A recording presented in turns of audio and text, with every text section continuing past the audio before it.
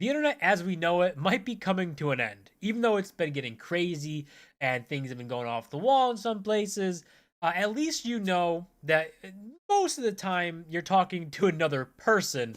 That's not going to be true for too much longer. And the dead internet theory is going to come into play, basically saying that you're going to interact with more bots than you are people. It's already vast majority of bots, right? There's a good chance that when you're interacting with someone on the internet, you could be hitting a bot, but those chances are going to get even higher as Meta actually decides to implement AI and AI profiles into Facebook and Instagram. So this whole thing is insane. Obviously, they want to do this to try to continue engagement or bring engagement higher, keep people on the platform, run more ads, and make more money. So if you don't know why they'd want to do it, that's exactly why, right? They want to make more money at the end of the day and keep you on the platform. If you just think of if someone uses Instagram and don't have a bunch of followers or they post stuff and don't really get interactions, you could turn on the AI accounts, and then you could have AI accounts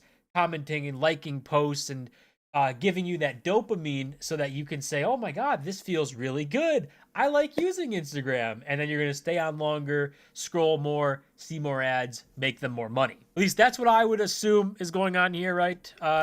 But some of these quotes here from from Meta and them talking about their AI things that they're going to do, saying that these AIs will have bios and profile pictures and will be able to generate and share content powered by AI on their platform. That's what we see all of this going, or where they see all this going. So obviously, this AI thing is not just going to be like a random profile and you're going to see it and be like, oh, that's an AI, that's a bot. It's going to have its own profile picture, its own bio, its own post. It's going to look like a real person, and it's not going to be one. So it's just going to get more and more difficult to tell who's real and who's a bot. Right now, it's, I mean, it's still difficult, but you can kind of get by. But like making them try to pretend to be real people is just next level. And they kind of say what they hope for this to be, saying Meta hopes that these new AI characters on the platform will help drive engagement on Facebook and Instagram, but there's a risk that these types of accounts will fall flat by pumping out low quality content that contains misinformation, alienating human users. So obviously, you know, that's the risk there. Maybe more on Instagram than Facebook. I feel like Facebook, there's so many just older people on that platform that the AIs already run rampant on Facebook. If you look at some of the posts, they're so obviously AI posts, but people will be commenting and reacting as if they're real. So they don't know it's AI. You look at it and say, this is an AI post, like this is AI generated. It's very clearly and obviously that it is, but the people still take it seriously. So Facebook, probably not that big of a deal, right? You're probably going to be able to get by with any AI thing on there. Instagram, a bit younger, probably people will catch on and be like, this feels off. This doesn't feel like real Instagram user. And then if you have too much of that, and it's like, okay, I'm just talking to bots, or I'm just interacting with bots, and all this stuff is fake, and I can't even see the people I want to see. I mean, then you could risk losing people on Instagram. So maybe they don't really care, right? Maybe Instagram's so indebted in this, and they think that everyone's using it, so nothing go wrong. But there is someone who has an AI Instagram account already. This isn't. I don't think this is run by Meta. This is run by like some random person. But this talks about them opening the floodgates on AI content. So they also want to run like all of these AI accounts that they're talking about are going to be Meta run. So it's going to be like their company running it. It's not going to be a third party or someone else doing it, or them giving you the tools to do it. Although that's an option too. So don't you worry. Everyone can make AI stuff, and AI slop will be everywhere. But if we look at this, some of this user stuff, obviously this is their products, rolling out a wide array of AI products, the ones that help users create AI characters on Instagram and Facebook. So not only is Meta going to be shoving this down your throat, they're going to let anyone shove it down your throat. And that might be the recipe for disaster, because that will actually flood everything and they won't be able to like super control it. So I don't know if that's a good idea. If they're worried about people losing like real users, which they should be, I don't know. And obviously, them saying like we want these AIs to actually exist on the platform the same way that humans do, which is just a weird thing to do. I feel like I'm gonna put a prediction out there that these social media things, like obviously Meta's the only one doing this really. I mean, YouTube isn't going down this like AI stuff, like launching AI YouTube channels and stuff.